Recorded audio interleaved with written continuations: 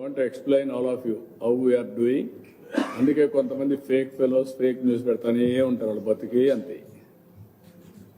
ఇప్పుడు కూడా నేను చూస్తాను, ఇంత హోంవర్క్ జరుగుతూ ఉంటే ఇక్కడ, ఇంత సైంటిఫిక్ వర్క్ జరుగుతూ ఉంటే అప్రిషియేట్ చేయలేరు కాబట్టి గమ్మని నోరు మూసుకొని ఉండొచ్చు, అది కూడా లేదు. దానికేదో వక్రీకరించి మాట్లాడడం, ఇదే మాట్లాడే పరిస్థితికి వచ్చారు. సార్, ఈ పంట నష్టం మీద కేంద్రానికి ఏమైనా నివేదిక పంపిస్తున్నారు, వాళ్ళ నుంచి రెస్పాన్స్ ఎలా ఉంది సార్? ఎప్పుడే ఎట్లా, ఇప్పుడు ఇంకా పంపిక మనిపోయిన ఇవన్నీ మాట్లాడితే ఎట్లా? ముందు మీకు వార్తలు కావాలా, సెన్సేషన్ కావాలా, ఏదో అడగాల, అడిగేస్తా ఉంటారు. రిపోర్ట్ పంపక మనిపోయి వాళ్ళు ఎట్లా రెస్పాన్స్ ఉందంటే, అంటే రియల్ టైంలో మా ఇక్కడి నుంచి వాళ్ళకి అన్ని వివరాలు అందజేస్తున్నారని చెప్పి. రియల్ టైంలో వాళ్ళకి అందజేయలేదు, ఇంకా మనం పంపించాలి. వాళ్ళ దగ్గర ఉండాలి కదా పోర్టాల్, వాళ్ళ దగ్గర చూసుకుంటూ ఉంటుంది, వాళ్ళు చూసుకోవాలి కదా.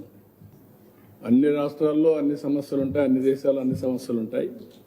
బ్యూటీ ఆఫ్ ఇండియా మీరు గుర్తుపెట్టుకోవాల్సింది, అమెరికాలో ఏదైనా కానీ ఒక క్రైసిస్ వస్తే వాళ్ళకి హ్యాండిల్ చేయడం తెలియదు, అంత సిస్టమేటిక్గా రెగ్యులేటెడ్ లైఫ్ కాబట్టి. మనం అట్లా కాదు, ఏ విపత్తు వచ్చినా, ఏ క్రైసిస్ వచ్చినా within no time will set right. That is the beauty of India.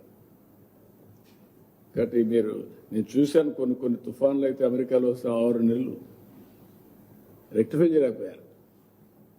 మన ఇటీవల కాలం సిలికాన్ వ్యాలీలో వచ్చినటువంటి ఆ ఫైర్ యాక్సిడెంట్ అయితే ఎన్ని రోజులు పెట్టిందో మీరు చూశారు. ఇక్కడ more responsive system because of democracy కానీ, మన ఎక్స్పర్టైజ్ కానీ.